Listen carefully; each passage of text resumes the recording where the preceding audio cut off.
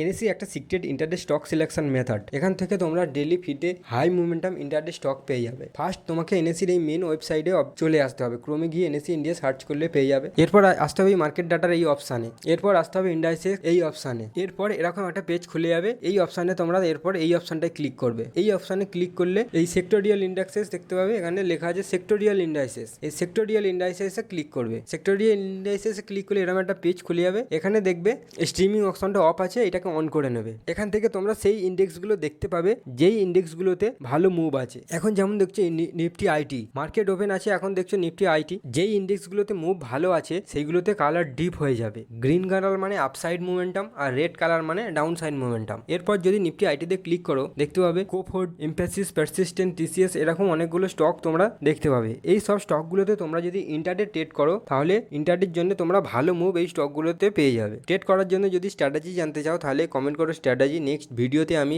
কিভাবে ট্রেড করবে সেই নিয়ে স্ট্র্যাটেজি বলে দেবো। আর চ্যানেলটাকে ফলো সাবস্ক্রাইব করে নাও। এখানে তোমরা ফার্স্ট স্টক দেখছো কোফোর্জ। আমি যদি কোফোর্জের চার্ট ওপেন করি তাহলে দেখবে কোফোর্জে প্রথম থেকেই কিন্তু ভালো মোমেন্টাম তোমরা দেখতে পেয়ে যাবে। এরপর আছে এমফ্যাসিস। এমফ্যাসিসেরও যদি আমি এখানে চার্ট ওপেন করি তাহলে তোমরা দেখতে পাবে এমফ্যাসিসও শুরু থেকেই কিন্তু ভালো মোমেন্টাম এখানে তোমরা দেখতে পাচ্ছ। এখানে তোমরা ইন্টারডের জন্য ভালো স্টক খুঁজে নিতে পারবে।